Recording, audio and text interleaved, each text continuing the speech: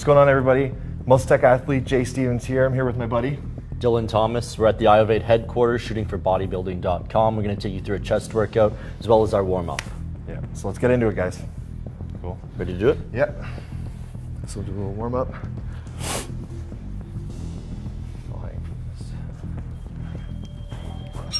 So I'm using the bands here. This is going to warm up the shoulders, get everything nice and loose. It's a bit of prehab. That thing's annoying.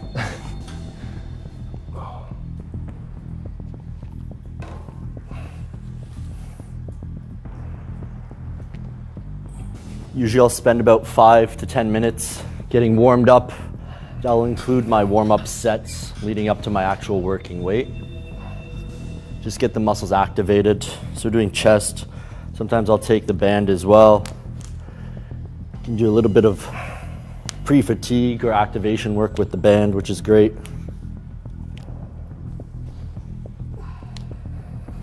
And what I was doing over there, guys, just like a dead hang. Basically, I'm stretching out my chest, shoulders, lats, the core. So you're gonna get a nice tight overhand grip on it, and basically just let your body hang, let everything stretch out, and it's gonna open up the shoulder capsule. Really good for rehab. You can do it every day. This is something you can do every day, and if you have shoulder problems, this is really gonna help with that. So start with about 30 seconds if you can, and go up to a minute for a dead hang, and yeah, that's definitely one that I do every day. Oh.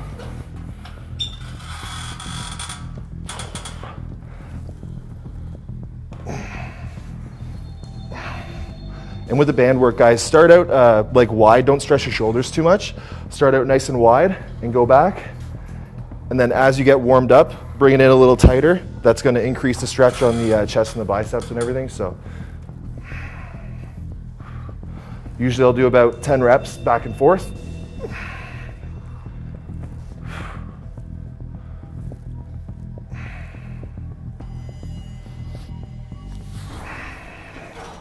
And especially to open up the chest, I like to take like an underhand grip on the bands here, fold it over, and then come back. It just puts your lower arm and your hands in a little bit of a different position. Stretches out the chest a little more. When you're gonna be training chest or shoulders, you know, compound movements like bench press, shoulder press, a lot of tension is gonna be through your elbows, so it's important to make sure your elbows are warmed up. So I'm gonna go over here, do a couple tricep extensions, nice and light, just get some blood in the area. It can be good to do a couple isolation type exercises, as he said, get the blood into the muscles that'll be used throughout the workout. So chest is gonna hit your triceps, shoulders, chest as well. So a few sets to get things going before you actually get into your heavy weight. Nothing too strenuous, guys. Like, we're not trying to fatigue the triceps here. All we're trying to do is get them warmed up, get some blood in there, and get them ready for some heavy weight on the compound exercises. We've got some amino build next gen here, watermelon flavor. Take that while I actually work out. Help speed up the recovery process. So we do a couple just lateral raises here. To the front, the sides, the back. You know, we are working chest, but your shoulders are gonna get worked anytime you're doing upper body, so it's good to make sure you have some blood in there. Nice and light, 5 pounds. Just pump it up.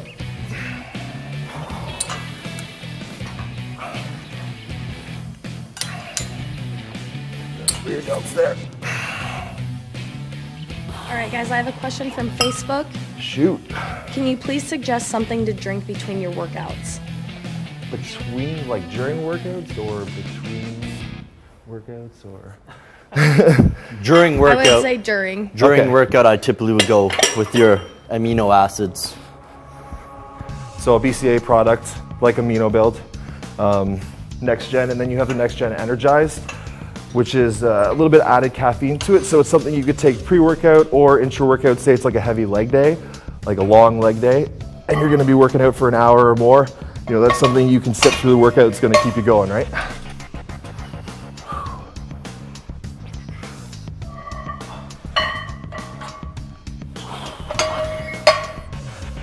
Okay, so we're just letting everything stretch out now. So after getting the surrounding muscles worked up, getting some blood flowing, we jump into the bench press, and we'll still probably take 2-3 sets before we actually get up to a working weight. So this is still part of the warm-up. Really depends how heavy you're going, how many warm-up sets you'll end up needing. Yeah, but like rule of thumb, we put in the caption 1 to 2 warm-up sets per exercise, and about 2 to 3 working sets. You know what I mean? As we get deeper in the workout, we might not need warm-ups. You know, just kind of go by feel, but it's always good to get a couple in, get the movement pattern down, and really be able to feel the muscle. It helps with that for sure.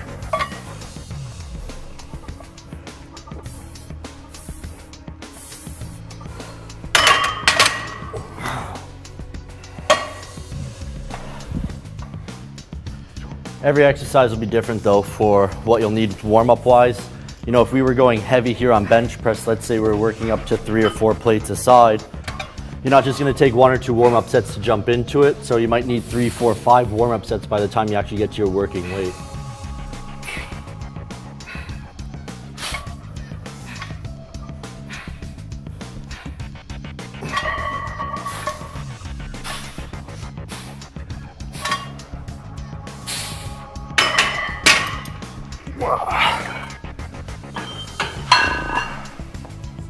Another one at this, or you want to go up a little bit? I'm going to throw a quarter on first. Yeah. So this will still be a warm-up set for me. We're going to do reps of 12, so I'll probably start my actual working sets at 2 plates, and then I'll, depending on the day, how I'm feeling, how the weight's moving, decide set to set what kind of weight I want to use. So for our working sets though, for bench, we're going to start off, I think we said about 10 to 12 reps, and then we're gonna, when we move into incline dumbbell press, that's where we're gonna get most of our heavy compound work, about 6 to 8 reps. Focus more on the upper chest, guys. So that's what we got going on. Safety first, clips there always. No reason not to. So.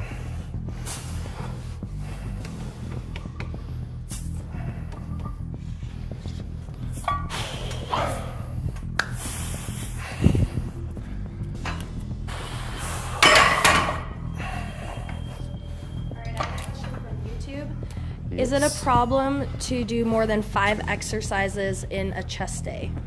No. Really depends on training experience.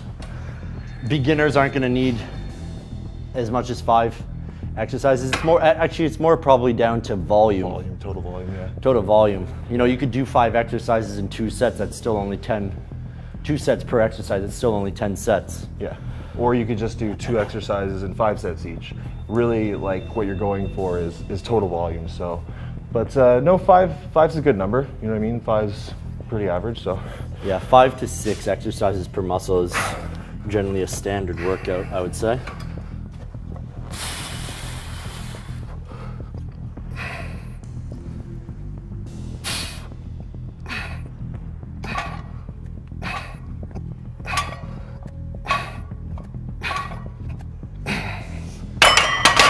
What sort of volume do you typically have in a chest workout? How many sets would you hit?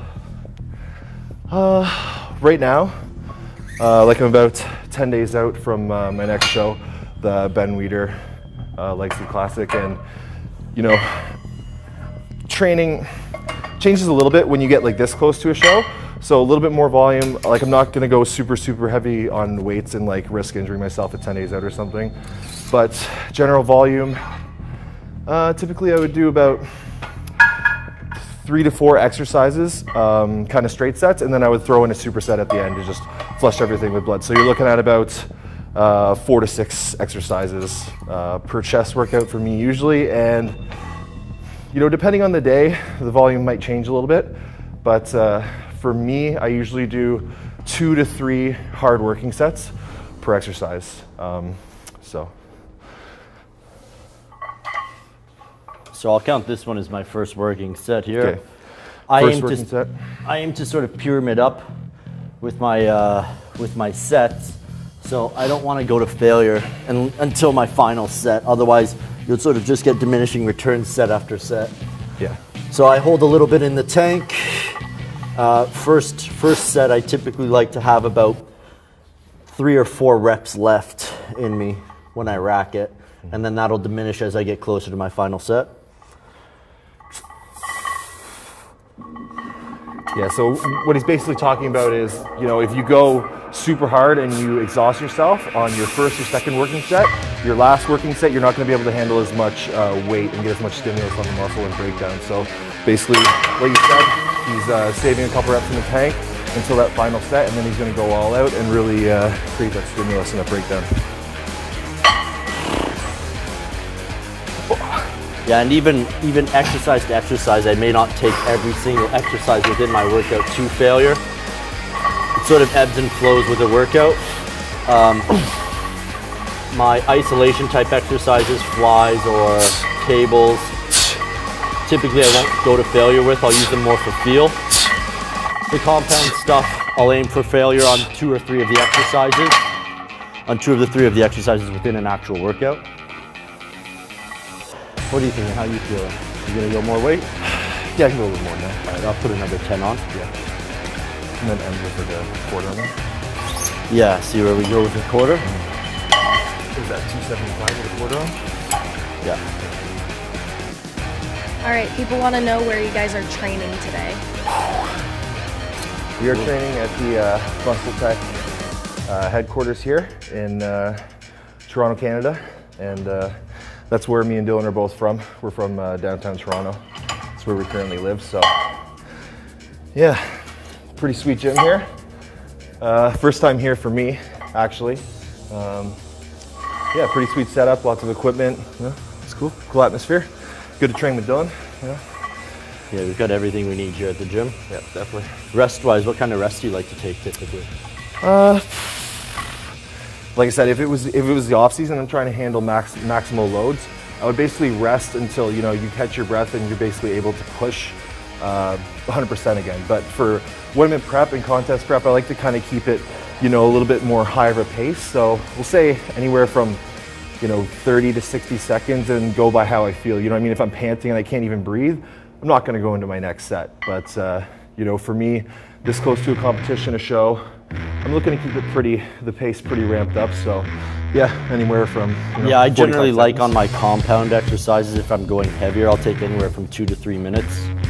When we're trying to impose more and more mechanical tension, just so we can keep the intensity of it up. Yeah. And then as I go into things that don't need as much force production, your cables or machines, I'll bring my rest periods down, focus more on the pump, the feel. Yeah, for sure. So that'll be more like 60 to 90 seconds. And then if I was in competition prep, I usually keep everything under 90 seconds. Yeah, keep the pace so up. you can get a dense amount of volume in a workout. Yeah, for sure. Heart rate keeps sky high. All right, let's get it.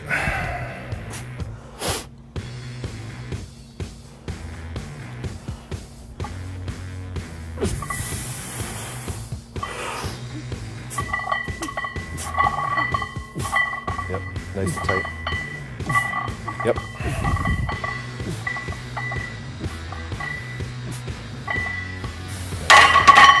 Before it gets up.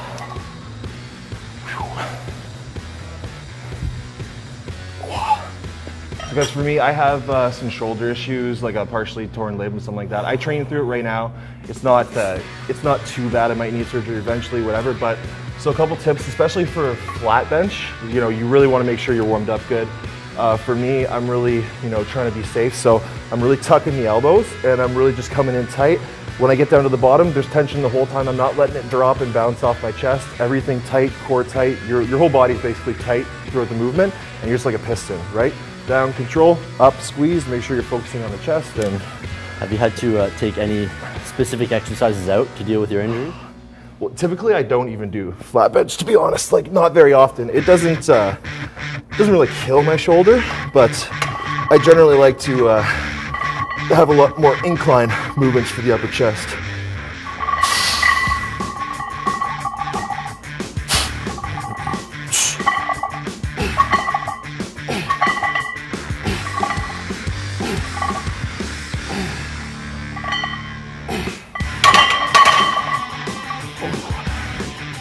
So the rep target here on this set, leading up to our final exercise, when we're aiming for 10 to 12 reps, I generally use as a rule of thumb when I go into my final set where I'm working for failure, I want to be within a rep variance or a rep range of anywhere from like 2 to 4 reps. So if my target rep range is 12, I don't want to fail before 8 reps.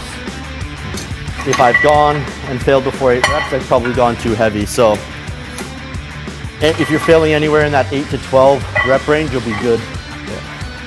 Anything below that, and I've probably gone too heavy. All right, pretty common question we're getting across the board. People want to know your height and weight. First? Yeah, I'm 6 foot and 230 right now, and I'm in my off season right now. I haven't competed since 2015, so this is more just my walk around weight. Yeah. And I stand about 6'3", and right now I'm about 240, dieted down, just under 240. Pretty depleted. Off season I was about 270 or something like that, so yeah, I'm good. It takes slightly longer here, final set. Yeah. Why don't you guys hold wider on the bench? Why don't we hold wider? Well, for him, he's got his shoulder issue, so he's had to adjust, right? Yeah, like for me with my shoulder issue, if I go out like pretty wide, it's putting a lot of tension on the shoulder, right? It's making it pretty vulnerable. Bench press, yeah, we are working chest, but it's predominantly a compound exercise, you know what I mean? You're gonna be working chest, shoulders, triceps, so it's more about, you know, the feel.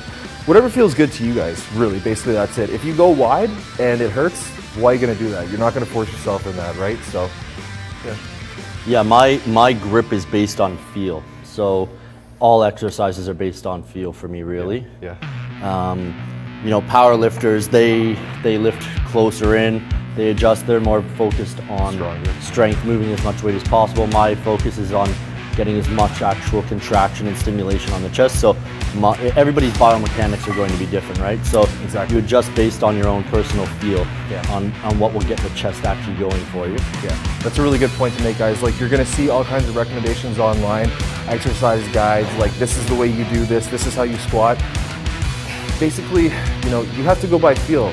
You know, if you try and squat close stance and it just feels horrible and your hips get all jammed up, widen it out a little bit, you know what I mean? Whatever feels good for you guys, and whatever, you know, if you're trying to target chest, you know, if you're feeling it more in the shoulders, change up your hand positioning, change up the width, the grip, make sure you feel it in the chest and you're safe. And, you know, getting injury prevention is a big thing, guys. Like, you get injured, you can't train, that's no good, so come on.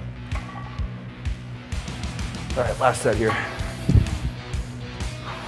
Oh, lift you good. I'm good. Cool.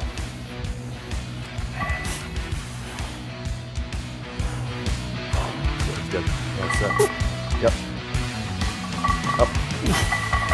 Nice. Drive, let's go. Come on, flight view, let's go. Yep. Yep.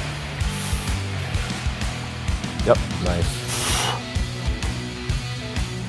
Yep. Yep. Up, come on.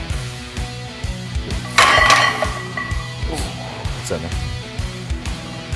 All right, how long have you guys been consistently working out at the gym? Like, how many years? For me, I think I got my first gym membership after high school when I was 22. So that's about like 5 or 6 years, like consistently training pretty much, you know, at least 5 times a week from that point. And then in 2013, actually, we did our first competition. So that's kind of when it like really picked up, and, you know, we're starting to make our careers happen and into the whole bodybuilding more than just training. So for me, about, 5, 6 years. Yeah. Oh, okay.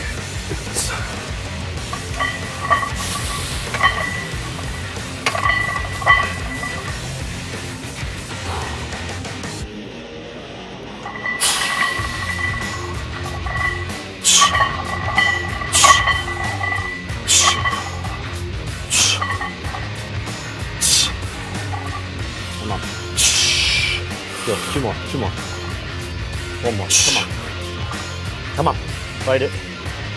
There you go. So as I said, that rep variance of about 3 or 4 reps, he hit 8 on the money, so we're in that perfect target range still. Whew.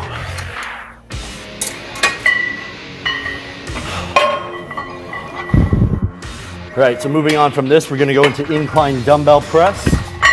Remember as well, we're doing a giveaway on MuscleTech products, so Amino Build, Vapor, X5, Nitro Tech. Just shoot us a comment on the Facebook page. You'll be entered for a chance to win. Yeah guys, has to be on the Facebook page. So if you're on Facebook, you're watching on Facebook, throw a comment in there, ask us a question, and somebody will be randomly selected to win some products. And yeah, so why not throw some comments at us, ask us whatever you want. So I'm gonna probably do one little warm-up feeler. Yeah, same. Yeah. On this before we move into the actual working sets. So just to get the incline takes a little bit more shoulders. So I'll do a light working set here, probably with the 70s for a few reps to feel it out. And then from there, we'll move up into the working weight for reps of 6 to 8. Yeah. Whew. Nice. Yep. We're really trying to feel it in our upper chest here, guys. So if you're training with a partner, me and Dylan have trained together before, so we're a little bit more comfortable. These ones still? Yeah, sure. 70 good. If you're training with a partner, something you can do, like actually like touching on the upper chest where you want to stimulate, that's a really good key. Like if you've been training with someone and they do that, you can really focus on squeezing on that area, and it's just good kind of good tip, good thing to get the upper chest activated. So.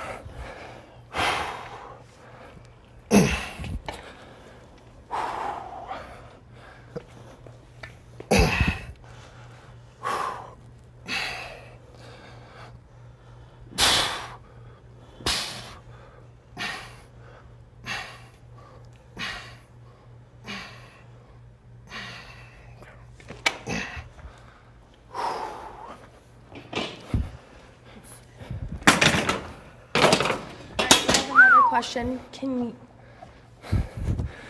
you overwork your muscles? Overtraining, for sure. For sure. Typically it happens though if you're not taking care of nutrition and recovery. Yeah. So if you're over-exercising every day, but you're not looking after your nutrition, your recovery, of course you're going to get overtrained. You're doing too much volume density, but you're not giving yourself the adequate nutrition to actually handle that recovery. Yeah, or the recovery time either between workouts too. Like for me in prep, pretty much what Dylan's saying, I'm like, dieting, you're restricting calories, you're gonna be pretty depleted in nutrients and whatnot. So, and I've been training like every day, so that's probably something I'm experiencing right now, you know what I mean? If you're training too frequently, you're gonna be fatigued. So basically you gotta get your rest, gotta get your nutrition in, and it should take care of things. So. Right, I'm going to go up to probably the 90s here for the first working set. Cool. 6 to 8. Let's see here. I think, and if you guys were referring with that question, if you can overwork a specific muscle too much, I think frequency is pretty good, like training more frequent than not. But I wouldn't hit a specific body part, so I wouldn't hit chest. Even if you're focusing on it more than 3 times a week. 2 to 3 times a week is pretty good if you're focusing on it. It can also come down to training experience as well, in terms of one's own ability to recover. Yeah. The more advanced you get in your training, the better your body becomes at actually recovering. Yeah. So a beginner is going to need more time between workouts. So you can't hit chest every 3rd or 4th day like you could if you're advanced, right? You would need to if you were a beginner. Yeah. Yeah. We have another question. I've always heard that you need to lift heavy to get a big chest. True or false? It's a mixture. Relatively. Like heavy is a relative term, right? So, we're not going to sit here and say if you lift light weights and you dance around in the gym the whole time, you're going to gain a lot of muscle, you know what I mean? Moving a substantial amount of weight is, part of the process, but anything in 6 to 12, 15 reps, is pretty good for muscle building. So, yeah, and when somebody says heavy to me in a bodybuilding sense, you're probably looking at reps of 6. Yeah, yeah. 6 is about like as low as we want to go, being bodybuilders, focusing on hypertrophy anyway. Yeah, in terms of like lifting heavy weights, Yeah. 6 is that target rep range for heavy weight. Yeah. As you go to 8, that's sort of a moderately heavy weight. Anything above 10, 12, that gets into sort of, you know, that's probably in your 60 to 70% of your 1 rep max range. So it's not overly heavy. Yeah, and that's, as you said, that's relative to everybody. That changes, right? Exactly. So what your 6 is and what my 6 is might be different. Yep. Especially considering he's on contest prep, I'm not. So 6 for me, I might be able to go more than he can go right now. All right, let's get it. This is going to be working set number 1. Tight. Yep. Nice. Yep. There you go. I'm good with those. So you leave those there. What do you guys like to eat before your workouts? Well, on the way here, I had about 6 ounces of white fish and a cup of white rice. So, you know, that's pretty easily digestible sources of food there.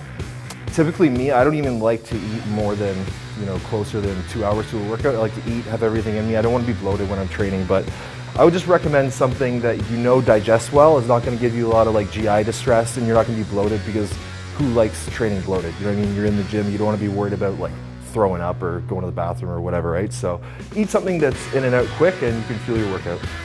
I typically go with, based on my schedule between clients and so forth, so I go with usually a scoop and a half to 2 scoops of MuscleTech, and then I'll also grab two cups of oatmeal from Starbucks, and I mix that with some cinnamon, stevia, and a little bit of honey.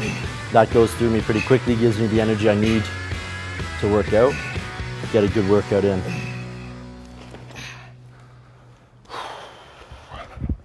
All right, those are pretty good.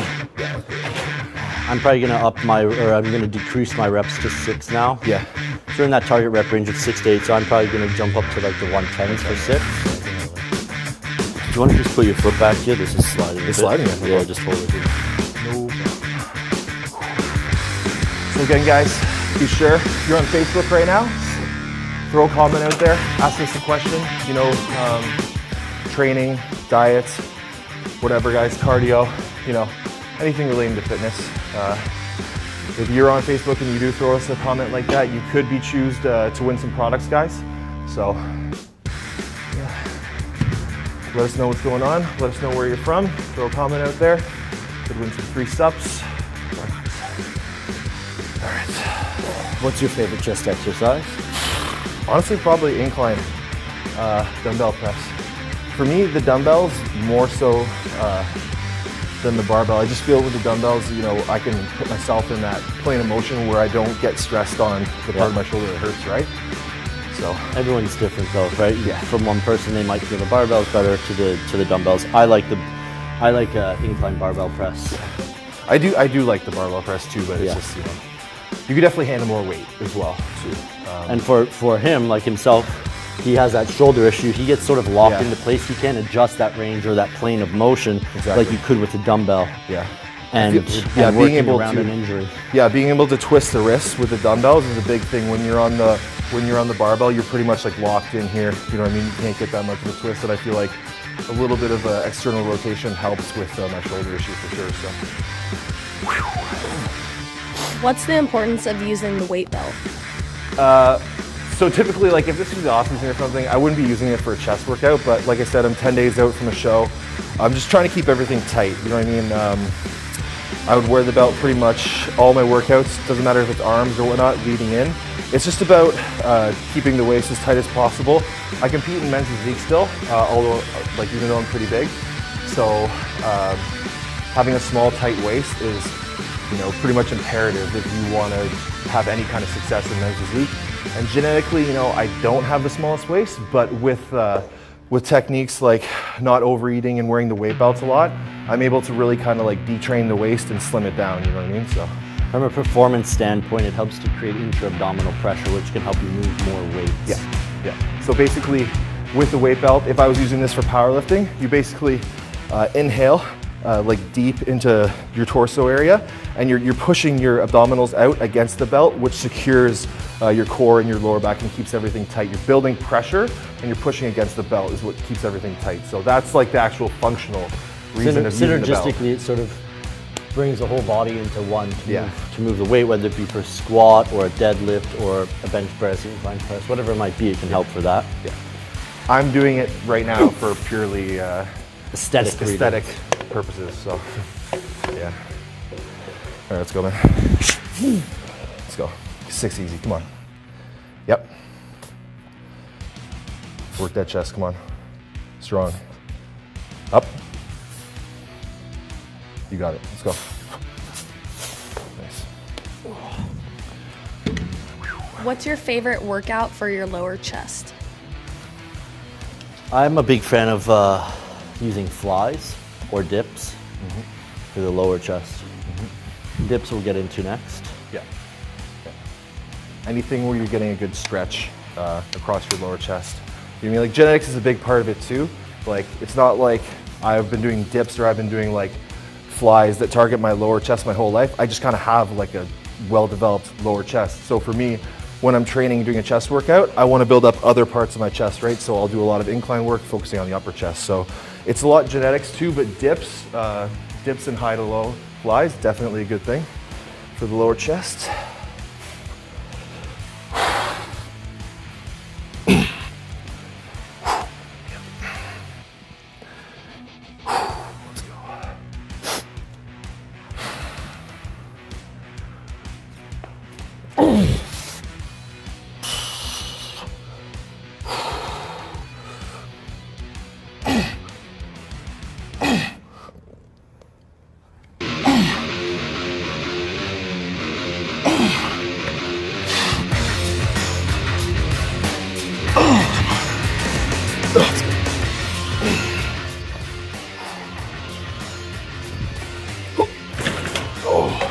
We have a question from Facebook. How do you guys stay motivated? Oh my God, what's that mean? Well, for yourself, he's got things like competitions coming up. Yeah. That can help him stay motivated. Yeah. For me, it's just a lifelong pursuit. It's like I envision where I want to bring my physique, and it's that journey that keeps me excited. Some people can think it's daunting, but for me, it's like that ever. Yeah, for us it's kind of like pursuit. Yeah, like an intrinsic thing. We love bodybuilding.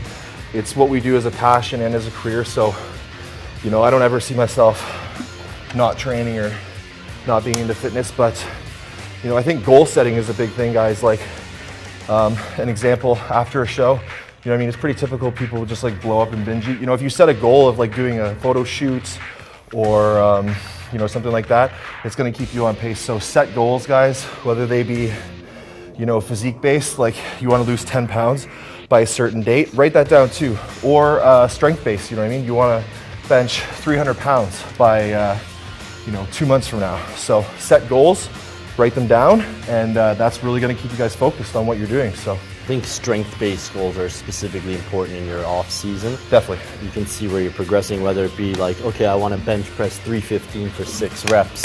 You can see on paper where you're progressing. Yeah. You can see you're building volume up to hitting a certain target. Yeah, and like that can keep you focused. Yeah, even talking about strength goals, like we're bodybuilders, you know what I mean? But strength is still important. You know, you don't want to go your whole career and only be able to squat, you know, 300 pounds or something. You should be getting relatively stronger as your career goes through. So even if you're a bodybuilder trying to build muscle, still have those strength goals in the off season. That's a good thing, guys. Oh, let's go with those light weights. Is it okay to do cardio on your rest days? For sure. It all depends on goals, really. You know, it depends. You know, somebody might be doing it for heart health, somebody might be doing it for fat loss. Yeah, I like that though. Like say I have prescribed to a client high intensity interval training, I would actually prefer that they did it on an off day, because something like HIIT training, like real HIIT training, you know what I mean? If you do that kind of anywhere near a workout, that's gonna take away some of your recovery ability and your performance ability as well. So doing that on a rest day kind of like mitigates that, you know what I mean? And so you can perform with your weights and you can perform like maximally with your HIIT training too. So cardio on an off day, definitely, why not? Like, I don't know. It can be used, it can add structure to a day, right? Exactly, yeah. Many people like that structure going to the gym adds every day. Yeah, if you take it out of the equation completely, some people can feel a bit lost, or they feel like they've bored or had an unproductive day. Yeah. So just getting into the gym even for 30 minutes and doing maybe some abs and a little bit of cardio to stretch, to sweat a little bit can be fantastic for the mind and body. Nothing wrong with cardio, guys. Nothing wrong with it.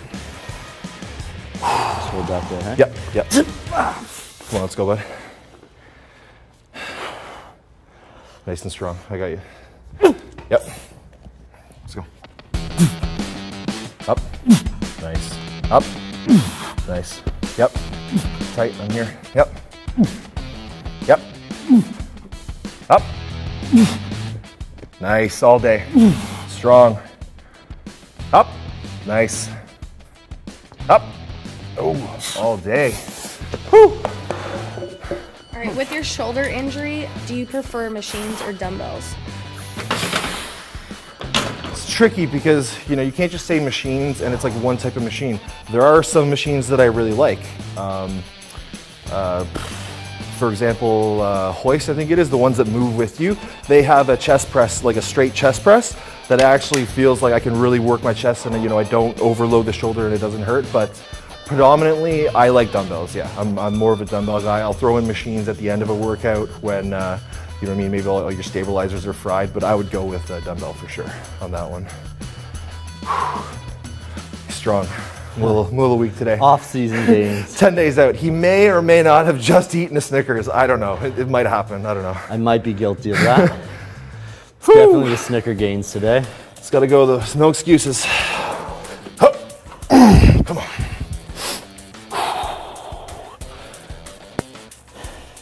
Jase was drooling in the corner while I ate it.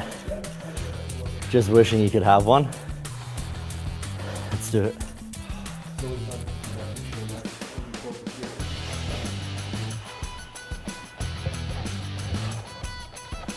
Yep. Come on.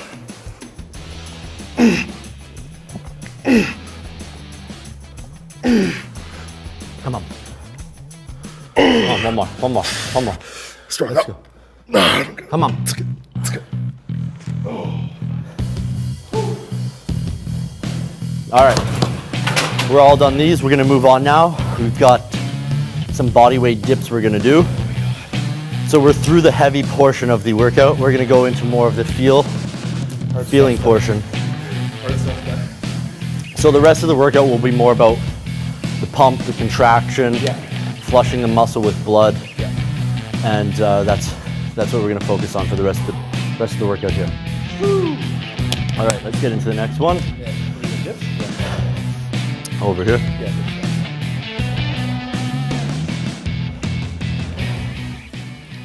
So a lot of people there's all sorts of different ways, and again, it comes down to biomechanics for feeling your chest.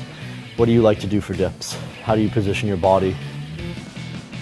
Basically, if I'm doing dips for chest, I'm going to be flared out with my elbows a little bit more. If I'm going for triceps, I'm going to be right tight and in, more just focusing on elbow flexion. But if we're hitting chest, I'm going to be a little bit out more and a little bit of a forward lean and really just focusing on squeezing that chest in. Good stretch. I think on the dips, you got a really deep stretch. So yeah, that's the key. Control the stretch. It's a key to the dip. One of the keys to the dip is a deep stretch at the bottom. Yeah. I like to keep my weight, so I'll actually put my legs in front of me, and I keep my chest down, and that helps me feel my chest a lot. Takes it away from the front delt, which a lot of people, you know, they struggle with. Yeah. What was that called? There's a specific name you're showing. Well, you can. There's a couple different dips you can do. I like to do the Gironda dip, which is an old school movement where you would actually turn your hands the other way. Oh yeah. Okay. Yeah. Right. So. All right. Let's get into it. So probably don't need a warm up for these guys. Probably go right into about 15. Yeah. Typically after the first exercise, I can just sort of jump right into my working weights. Yeah, we'll warm. So 15, 20 reps for this, guys. Body weight.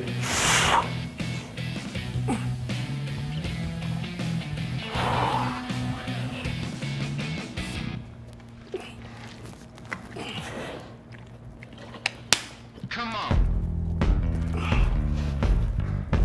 Yep. Nice and strong.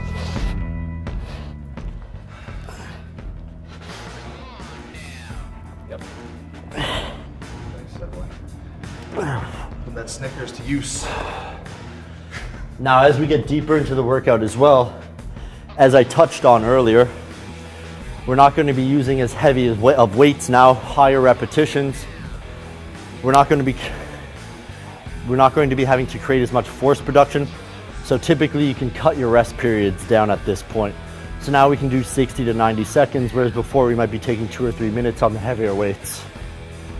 Let's go, good stretch. Good. Whew. Yep. Dips. Dips are good for a staple chest workout for sure. If you guys look at all like the old school bodybuilding stuff, Arnold back in the day, everybody, you know, tries to live up to them. They did a lot of dips, believe me. You know what I mean? Simple, hard training. You guys don't need all kinds of equipment and whatnot. Just go in there and make sure you're really pushing yourself, guys. That's what it's about, you know. Intensity, the work ethic, put it out there, leave it all on the floor every time you step out. So if you're following along on this workout, to rehash, beginning 2 movements, you're going to be using heavy, moderately heavy weights. Yep. And then moving into the latter half of the workout now, we got dips, we're going to do some flies, some push-ups, things like that. The focus turns more to contraction and tension. Blood flow. A lot of blood flow. Yeah, a lot of blood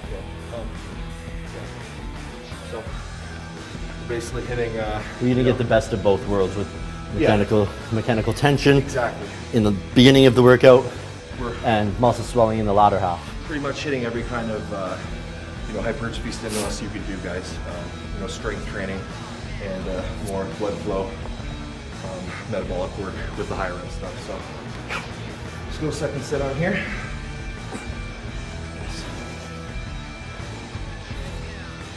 You can see, guys, really good separation in his chest here.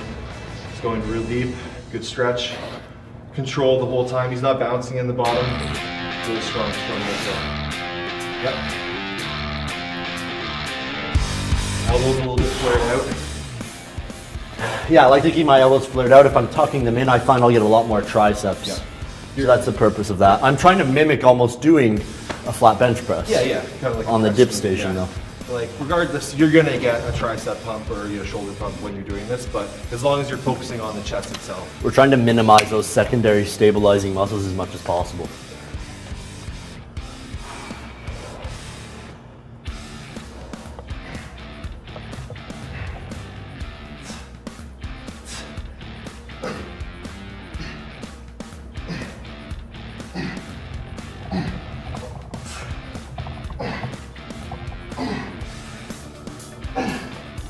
Let's go.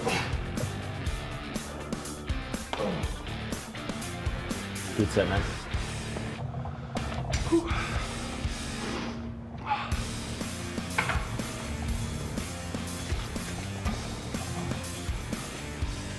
All right, we've got one more set here. If you're unable to do dips, what's a good alternative? If the goal is working lower chest, I like doing things like an inverse press, or you can use an inverse cable press. That'll work the same musculature as doing a dip. You're not obviously not going to be using as heavy of a weight because we're going body weight as you would with a fly machine or station, but it's a great alternative.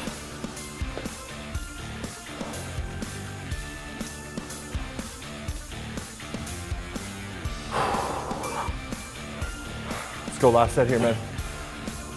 Let's push it.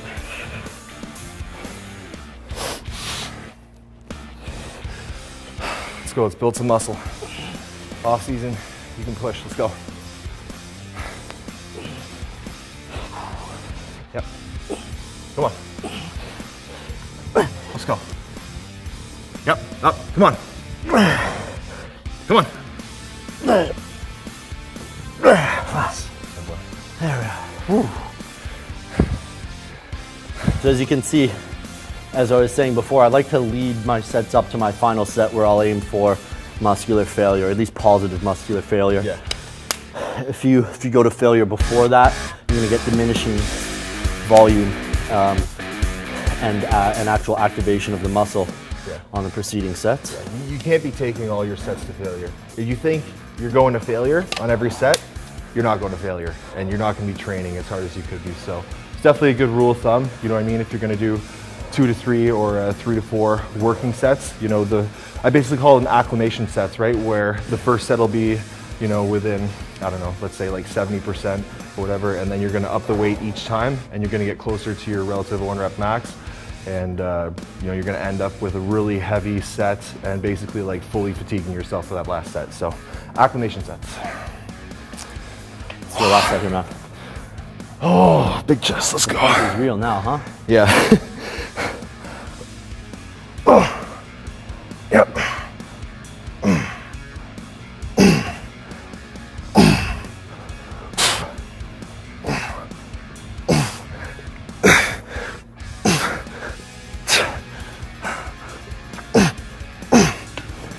Awesome So work. take about 10 seconds, rest, pause a little bit. He's gonna try and hit that full volume. How many reps did you hit there? Probably like 8 to 10, something like that. Okay, so he's got, more. you know, the rep target range is about 15, so he's Yeah. gonna take a slight rest and keep it going to try and get in that rep range that we wanna hit.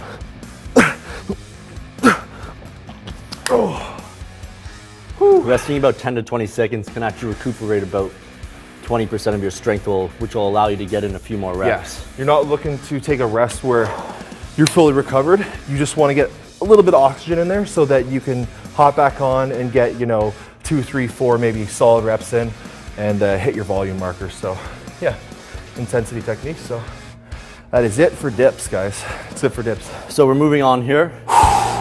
We got 2 pairings here to end off. The first pairing was my idea, so I'll take you through that one. Yep. So we're gonna go low to high cable fly, and we're Upper supersetting it with a push-up on the kettlebells, which will get a nice big stretch on again. That'll be fun. And then he's gonna take me through the last superset, which will be Incline Fly. Incline Fly supersetted with a Hex Press. So we're basically focusing on upper inner chest, which is, you know, something I think everybody lacks. Nobody could have enough upper chest, let's be honest. So, oh man. What are you guys sipping on right now? I'm sipping on a little bit of Amino Build over there, watermelon flavor. Probably my go-to. That for intra-workout BCA, probably Amino Build Next Gen, and second favorite is going to be the Platinum BCAs, the Peach Mango. That's a really good one. The Peach Mango is like something that you could do like all year. It's like a flavor that you don't really get tired of, right? So that's a staple for sure. And especially for you when you're in a caloric deficit, you're dieting, cutting body fat, getting ready for a show, the Amino Build really, really helps to preserve muscle tissue. Yeah, for sure. So it can be a big staple for you then. Yeah, this is true. Oh man. How much protein do you consume in a day? Me, so again, I'm at about 240 pounds right now. I stick to about 300 grams of protein. You know, 50 grams about for 6 meals a day is what I like to hit. Dylan, I'm roughly the same, dependent upon the day. Yeah. If I'm working out, it's probably 300, maybe just over. Yep. If I'm not working out, it's probably more like 260 to 275. Yeah. And So I'm aiming for about a gram, gram and a quarter per pound. Yep. Yeah, I think Is my like target, typically maybe even as high as 1.35 grams. yeah, when you're looking at protein, you're trying to think about like how much protein you guys want to have. Good staple, you know what I mean, most coaches, most things you're going to find on the internet are going to be about at least 1 gram per pound of body weight for protein. I like to do about, say if I'm doing for clients like their workups, their original diets, I'll do 1 to 1.25 grams of protein per pound of body weight. And you know what I mean, you kind of got to look at, if somebody's not used to eating a lot of protein, you can't just jack up the protein like 100% on them because they're going to probably have GI issues. So say you're not eating any protein, start low, increase a little bit more. If your stomach is okay and you can handle it, work up to that point, that like 1 gram, 1.25 grams per pound of body weight. So enough talking though, let's get into this. This is serious. This one I like to take a slight step forward, Yep. lean forward, and I come right to the lower chest Nice. with it and contract. Yep. Yeah. So really low to high. We're trying to do a really good stretch at the back. You can see here, he's fully stretched behind his body, and he's gonna come up and more of a scoop motion and really work that upper chest. Like if you look at that, he's got a nice shelf there, big upper chest. Really focus on that. Yep. Nice. So I'm aiming for about 10 reps on each one. Cool. Yep. He's gonna be tough. Then we're going right into this superset. Yeah. We've I got put about, these- in the write-up, I put about 8 pause reps on there. So. All right, you were gonna do pause at the bottom, pause at the top. Yeah. Get a I'll good try. I contraction. don't know if I'll be able to. Nice. Yep. So doing it on the kettlebell or some kind of elevated surface is going to allow you to get a lot deeper into the stretch. Say if you're going on the floor, you wouldn't be able to get as deep of a stretch on the chest. So the kettlebells really allow us to get a full range of motion, even like an exaggerated range of motion here. So nice. Feel strong. Yep. What's your favorite time of the day to train? I typically train at about 9 to 10 a.m. I'm up at like 4:30, 5 o'clock every day. So I've had at least 3 or 4 hours in the books, get my body warmed up, acclimated before I actually jump into working out. What about you? I'll tell you later.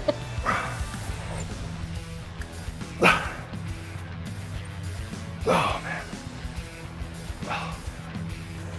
Oh. Dylan's rolling. Dylan's a little too strong for me today. Oh, okay. You need some more amino build in your Yeah. Some amino build with Snickers there.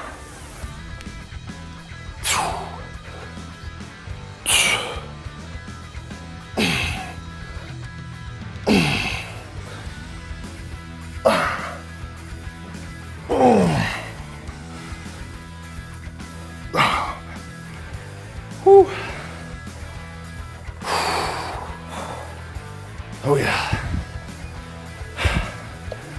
At least doing this at 10 days out. Definitely gonna be a harder workout than if I was by myself in the gym. I'm here with Dylan, we're pushing him a little bit here. Yeah, we're filming for you guys today. I'm not gonna... Taking him out of his comfort zone a little bit, which can be Yeah. good at this point. Yeah. When you might just sort of get into the typical, monotony go through of- going through the motions a little bit. Yeah. Another good reason why a training partner is good. Well, you can really kind of push each other back and forth, so yeah. Good one today for sure. As you can see, I'm not sweating that much now. All right, let's keep Typically I this sweat a rolling. lot. As I said, as we get into the latter half of this workout, we can cut the rest times down. Yeah, more about that pump. Keeping the blood in there, trying to force as much blood as we can. Nice. Yep, good drive, yep. Yep. Nice. Oh, yeah, come on.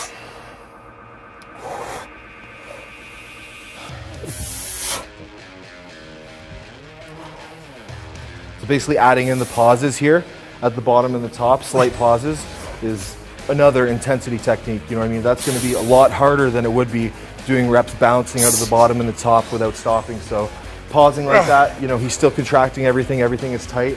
Yeah, it's just another way to crank it up a notch, And also, what it's doing is increasing the time under tension as well. Exactly, another key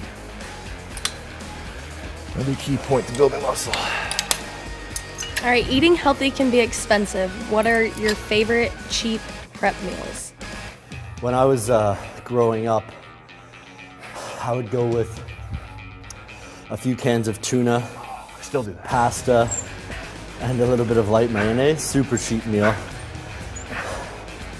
Great way to get in your carbohydrates, protein, and fat for like probably no more than $3 or $4 for a meal.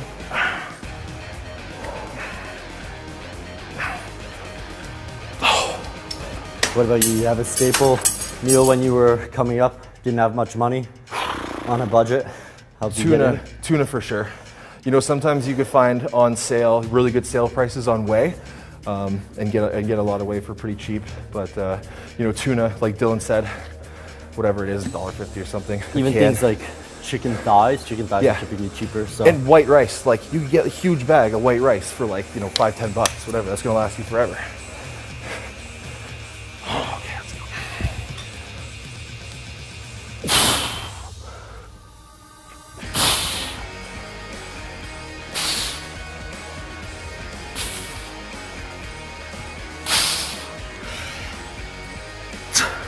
Come on, bang these last ones out. Let's go, come on. There you go.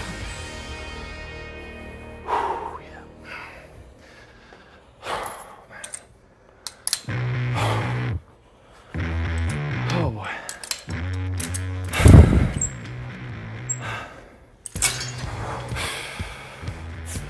Let's go, brother.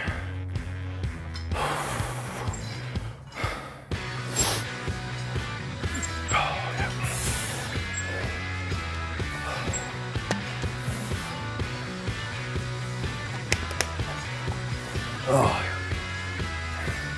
Pump it up, man. Let's go.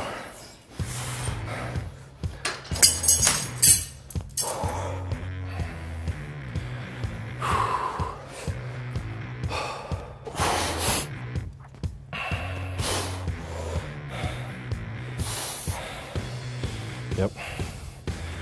Make it work. Make it hard. Should be never looking to make an exercise easier for yourself, guys. Make it harder on yourself. You know, the reason it's hard is because it's challenging. If you don't challenge yourself, you're not going to grow. You're not going to burn body fat. You know, you have to challenge yourself. Make it harder. Don't aim to make it easier. Make it harder. Seriously. That's the difference between, one of the main differences between if you're training for strength or powerlifting to bodybuilding. Yeah. When you're training for strength and powerlifting, you're looking for mechanical advantage to make a move as easy as possible, to move more weight. Yeah. Bodybuilding, we don't want to do that. We want to move as tough as possible, keep as much tension and stimulation on the isolated target muscle that we're after.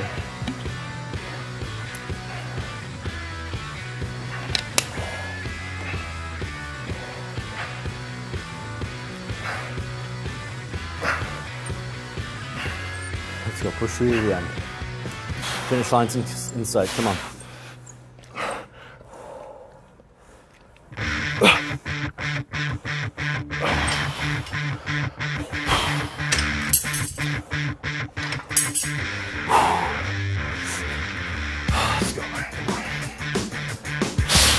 Remember here, guys, as well, we're giving away free MuscleTech products. We've got NitroTech, we've got Amino Build. We're giving away our our Vapor X5 pre-workout. All you have to do to enter for a chance to win, post a comment asking us a question on the Facebook page. How do you train on the go? Rest positive. How do you train on the go? If you are traveling, do you try to find a local gym in the area? Depends where I'm traveling to. If I'm, going to something like a tropical destination, staying at a hotel on the beach, typically I'll just stick to full body workouts. I'm not going to generally be able to get in my same sort of split style training. They won't have the proper equipment, proper weight selection. So I'll just try to get an overall full body stimulation workout going on. Yeah. Otherwise, if I'm going to a big city somewhere, I'll look ahead of time, find an appropriate gym to train at. Plan ahead. I think I can really shed some light and touch on that subject too.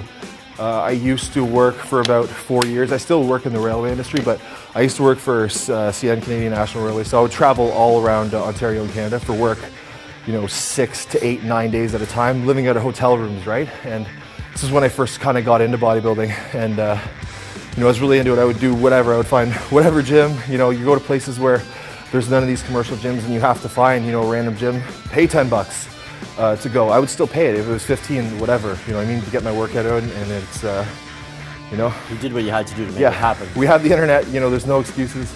You could find gyms anywhere. It's all about your goals. If you really want to do something, you'll do whatever it takes. Like I said, I was living out of hotel rooms. competed at my first show when I was doing that, working on the road for CN there. So, you know, there's no excuses. Gyms everywhere, you know, we have the internet, there's food everywhere. In this day and age, you know, just get it done. That's pretty much it, guys. Come on. All right, moving into the last one. This was Jase's combo. Yeah. So he'll walk me through this one. The last exercise, last superset of the workout. Yeah. So we're almost to the finish line. Make sure you guys keep your comments, questions coming for us. We'll answer anything you guys need. So this is going to focus mainly on the inner upper portion of the chest. Like I said before, nobody could have too much upper chest. So it's going to be an incline fly supersetted with a hex press. Really not so much about the weight, you know, we're going higher reps. It's all about feeling muscle, feeling the stretch, and just, you know, getting that last bit of blood into the chest and just capping everything off, guys.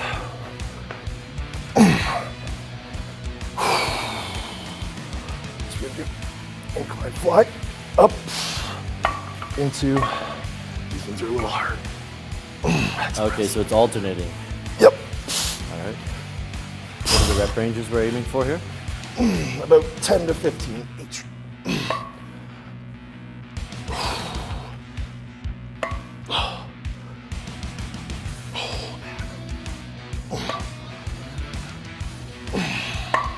By this point of the workout, your chest should be nearly ready to explode. So getting through this final superset, you need to go with a conservative weight selection. We've got 30 pounds here, so you can choose your weight appropriately given that. Oh man.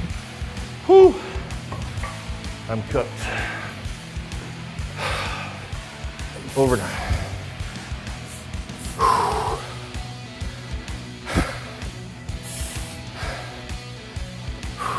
Nice. Yep. Good stretch. Squeeze.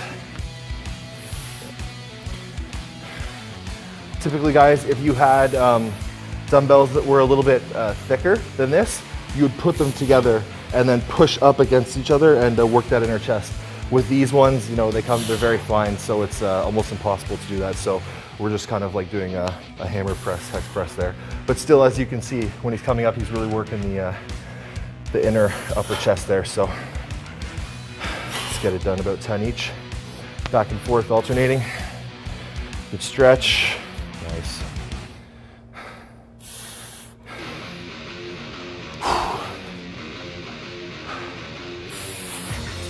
What's your favorite carb source? For me, at this point, Cinnamon raisin English muffins. yeah, Ezekiel, cinnamon raisin English muffins. Those are my go-to. Those are good. Expensive though. For me, at this point, I'm just doing white rice. You know, keeps the stomach nice and tight. I get no GI issues. It's cheap. Just for me, it's simple. You know what I mean? Like I said, I'm 10 days out from a show. The last couple of weeks, you know, I'm trying to not focus on food so much. You know, I do the flexible dieting thing. I'm not afraid of any type of carbohydrate, but there are some that, you know, digest better for your body. But for me, white rice, simple, you know, gets the job done. All right, let's keep this rolling.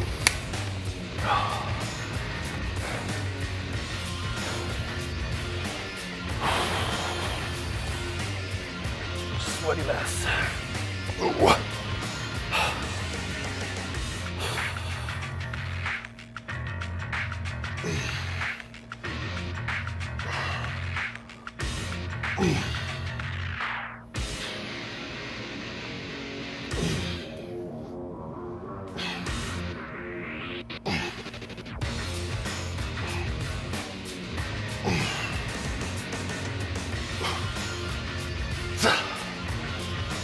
I don't even know. What is that? That's 8. 2 more. Let's go. Come on. One more. Come on.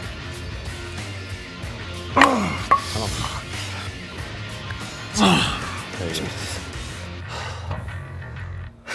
Is there a difference between dumbbell press and bar bench press? Dumbbell and barbell, yeah, for sure. The difference is one's a bar and one's dumbbells. You know, pretty much it's down to preference. Barbell, rule of thumb, you're going to be able to handle more weight. Dumbbell, a little bit more feel. a little bit more freer range of motion. Like I said, one isn't any better than the other. They both have their place. But yeah, one's a fixed bar, so your hands are fixed, and the other is dumbbells free motion. You can pretty much like choose your plane of movement. Yeah. We're not gonna get sloppy here at the end. It's gonna be tight the whole time.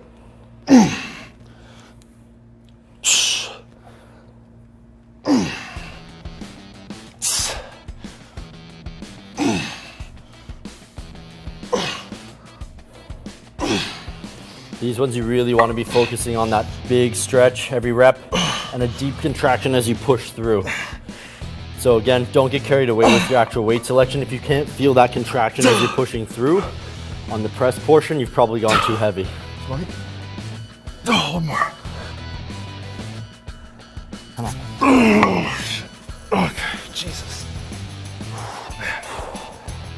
Keep your questions coming, guys. Remember, if you throw us your question on the Facebook page, you're entered for a chance to win any of our MuscleTech products that you can find on the Bodybuilding.com webpage.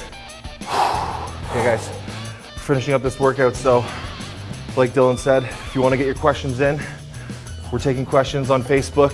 You can win some product. Be sure, if you're on Facebook, drop a comment, drop a question, you know, you get selected. So let's do it, let's finish strong, come on. Yep.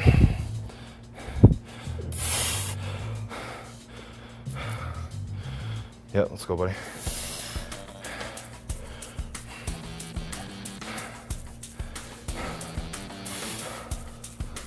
Yep, nice and tight, come on. Nice. Yep. Yep, come on. Let's leave it all out here. Yep, I got you. Up. One more. Yep. Up. Come on, you got more. You got more. Let's go. Push. Yep. Come on. Big stretch. Yep. Up. Come on. Yep. Drive. There you go. Nice. What is your guys' average body fat? I've never measured mine, to be honest, so I go by the mirror. Yeah. Percentage-wise, I mean, you could guesstimate what you might be when you get ready for competition or photo shoot. yeah. It may range anywhere from like 4 to 6%, but I don't actually measure it. I'd say I probably walk around typically maybe 10%. You're pretty, yeah. I'd say you're about like 10%. You walk around decently lean all year. Yeah. For me, my body really doesn't like being lean, to be honest. It's sometimes a struggle to get down, you know, to below 8% body fat or whatnot. So I usually generally in the off season, once I start eating and filling back out, I usually walk around like a little bit heavier than Dylan, a little bit like more body fat. So I'd be around 12, even 15%, something like that. So everybody's different. We've all got different baselines where our body can handle comfortably. Exactly. For me to get past 10%, I really have to push things and almost overconsume calories. Yeah, genetics are a big. Everybody will have their point where factor. they like to hover within a general range. Yeah, yeah, it's fair to say. All right, So that was our full workout. Yeah, Start to finish, we went with heavy weights to start. We got a lot of density volume in at the end. yep, That was a pretty crazy pump. yeah, pretty tanked. Another question, or? Yes, we have a few questions we'll run through now. From Facebook, I like to start heavy in the beginning of my workouts, then go light weights toward the end. Yep. What are your thoughts on that? Well, Similar to what we just did. pretty much what we just did. I mix it up though. I don't always go heavy. Sometimes I work out chest twice in a week. Yeah. One of my workouts might be more of a focus on heavy weights. The other one might be more of a focus on lighter weights. So I adjust things week to week, workout to workout. Yeah, I think that's good to have, you know, a couple different mechanisms of hypertrophy in the same workout though. So, you know, if you're gonna lift heavy in a workout and you're gonna go for a little bit higher rep range, definitely start it with the strength like you're doing, so you are, you know, pretty much dialed in right where you should be. So, great. What do you guys like? Oh, go ahead. And you can even, I mean, you can even adjust things around. You can go lighter in the beginning of the workout, keep the heavier weights for later on. Some people have an issue getting a feel for the muscle, getting a good contraction. So with those people, it can be beneficial to actually do your isolation type lighter working contraction sets early on, and then go to your compound lift so that you get more bang for your buck. You actually move the weight with intention, with proper feel. Yeah, for sure. All right, what do you guys like to supplement with post-workout? Post-workout, I'll typically, well, we've actually got it right here. Oh yeah. I'll go with MuscleTech. As I said earlier in the stream, I'll have a scoop and a half before my workout with some oatmeal from Starbucks. And then after my workout, I'll do the same thing, but I'll probably I skip on the oatmeal. I'll have just a scoop to 2 scoops of this, and then following that, I might go with an actual meal about an hour later. Yeah, I like the Pro Series whey slit, French vanilla flavor. That's a good one. And then this one right here, post-workout, brand new Bodybuilding.com exclusive vanilla funnel cake. I actually haven't even tried this Neither have I. yet. I didn't even know it was out. Yeah. So we're gonna crack this open. I'm gonna give it a try. He's not having any today because he's dieting hard right before his competition, so he's stick cut to out. Stick to the tilapia and asparagus diet, you know. All right, is it good to keep off days consecutive or take one at a time? I'm more of a. What do you mean by that?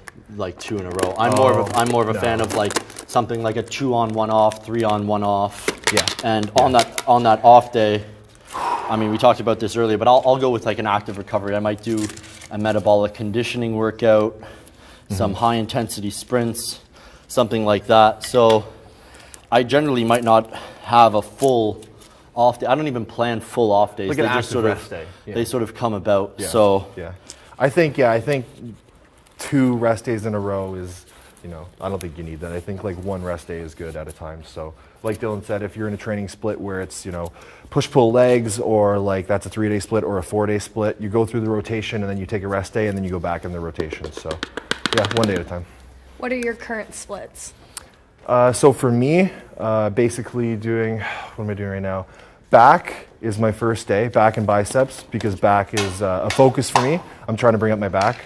So I'll throw that at the start of my split so I'm strongest and can, you know, just really crush that workout. And then I'll do chest, shoulders, triceps, and then I'll do legs, and then I'll finish with arms. And then typically, honestly, in prep, I'm kind of like neurotic about it. I don't even take a rest day. I'll just go right back into my split because I don't want to just like, you know, have a day off. I'm trying to burn as many calories as possible and push the body.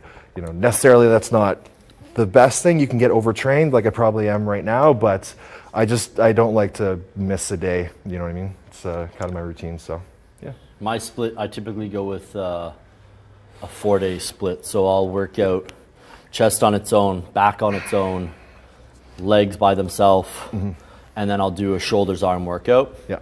And then I'll usually take a recovery day after that, or an active rest day, and then I follow the split again. Yeah. I think in the off season, it's definitely a good idea that you mix in that rest day and get that rest so you can recover. Yeah, for sure. Do you prefer personal training online or in person? Like me, myself, what I do, what I would prefer. I love training people in person, but I have several jobs. I have full-time work for the railway. I have rental properties and stuff. I don't have the time to do in-person stuff. So majority of my coaching is online. And, you know, I like the online stuff because in person, it's, you know, you're just doing the training thing kind of, right? Online, it's a lot more about, you know, dealing with the person and like talking about managing stress and their diet. And you basically just get a lot more information. You can track it all and whatnot. So for me, predominantly, I prefer online coaching. And yeah, I think Dylan does a lot more in-person stuff in Toronto. So. I prefer one-on-one. Yeah. But the thing is, you know, it's all encompassing. It's the same thing as you would get online. You just get that one-on-one touch. Yeah. You can build stronger relationships one-on-one, and you're actually able to workout to workout actually make sure that the intensity is up, little tweaks that need to take place within a workout, and make sure that they're actually pushing and executing the workouts correctly. Whereas, you know, online coaching, training, you can give person A and person B the same workout, and person A, who's an experienced trainer, person B, who might be a little bit experienced, you know, person A is going to say, wow, that was the best training plan you ever gave me. Yeah. Person B who doesn't know how to execute it correctly, You got to will trust say, that they are doing what you're saying. And what yeah, they're doing. person B might say, oh, that was too easy. Yeah. It's how somebody can actually execute a workout. And so that's what I enjoy about the one-on-one coaching and training in person, is that you make sure everybody's executing it exactly as intended. Yeah. And you can really maximize and optimize somebody's response to the training program. Yeah, for sure. Definitely. Should you cycle creatine? If so, how long of intervals? No. That's honestly, I find a big misconception. Creatine is found naturally in your diet and foods and in protein sources like meat proteins. I recommend 5 grams across the board pretty much. For me being like 250 pounds plus bodybuilder, maybe I'd go 5 to 10 grams, but 5 grams per day, take it the same time of day, pre-workout, intra-workout, it doesn't really matter. Take it every day. You can do it indefinitely. Not a big deal. I'm a big fan of the actual original MuscleTech formula. It actually has the creatine added into it, yep. so you don't even have to worry about supplementing Yeah, it. you don't even have to Additionally, buy it's extra just stuff. it's actually added into your protein. Yep, So for sure. I'm actually going to go now. First sip of this vanilla funnel cake. Let's see how it is. Damn. It's a good flavor. Yeah. Funnel cake. Maybe make some protein pancakes after my show with this, I'm trying to stay lean, whey or isolate. I don't think it matters. Negligible. No. Like, Such a yeah. The variance might be 10 calorie difference. Like It's 1 not gonna make carb, a 1 gram difference. of fat, maybe, from the different type or brand or whatever, but the difference is negligible. If you're worrying about burning 1 carb or 1 gram of fat, something else is going on. So negligible, whatever digests better for you, I guess.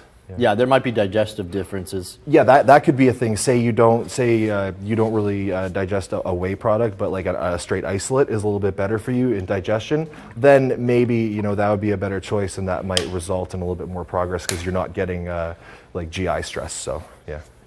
Do you like your protein with milk or water? Water. I never go with milk. Water. Yeah. If it was like I wouldn't like 6-7 years ago, if I was in high school, it would be milk. Yeah, again, probably cream. when we come back to the question of what's a cheap muscle building meal, Yeah, let's say, milk, yeah. you could mix your milk with protein to get in a bulk Extra amount of calories. Yeah, yeah. So at that point, when I was more concerned with getting mass amount of calories in on a low amount of money in the bank, that would be a staple, but not anymore. Yeah, parents always had milk too, so. Yeah. Yeah. What are your social channels? Social channels, mainly, big one for me is Instagram, so that's at Jase, Jase _Stevens. I have a YouTube page too. You can search Jase Stevens on YouTube, it'll probably come up. But yeah, Instagram is a big thing for me. I'm on there a lot, guys. You can hit me with DMs. I'll check those. I'll get back to you. I like when people ask me questions, fitness-related questions. Let's keep it to that. I'll definitely get back to you, answer your questions, and yeah. So Instagram, again, Jase _Stevens. Simple. That's where it's at. You can find me, Dylan Thomas 90 on Instagram. I post most of my content on there.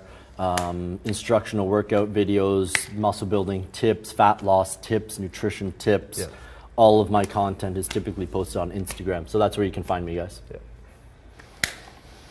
Yeah. All right. What's the best way to finish after an intense workout like this? Best way to finish. With a protein shake. With a protein shake, yeah. Start good with meal, a too. Snickers, finish with a Snickers. No, good way to finish, like a higher rep kind of like burnout set like that. If you're talking exercise-wise, that's kind of a general question. I don't really know exactly what you mean, but if you're going to finish with something like a superset like that, lots of volume, really tap it out, really just fill up the muscle with all the blood that you can put in there, and yeah, it's a good way to finish for sure. Yeah, that's how I would go. The pump. Perfect. All right. Thank you for joining us today, guys, on all the channels. We had Facebook going, Instagram, Twitch. Thank you for your comment. Yep. Thank you for your comments. Yep. Hope you guys won some supplements. I hope you guys did comment and win. If you did leave a comment, you'll have been entered for a chance to win any of our MuscleTech products that are featured on Bodybuilding.com. So share this with your friends, guys. After it goes live, it's going to be on YouTube and whatnot. Share it with your friends. Get it out there. I think it was a pretty good workout. We pushed it. You got 2 ends of the spectrum. Off season, really strong. Week in the contest prep. And again, 10 days out. So if you had any questions about the workouts that you didn't get answered, you can find us on our Instagrams. You got Jase. Yep, Jase_Stevens on Instagram. I'll get back to you there. Throw me a DM. And Dylan Thomas 90. Cool. All right, guys. All right, guys. Hope you enjoyed it. See you later. later.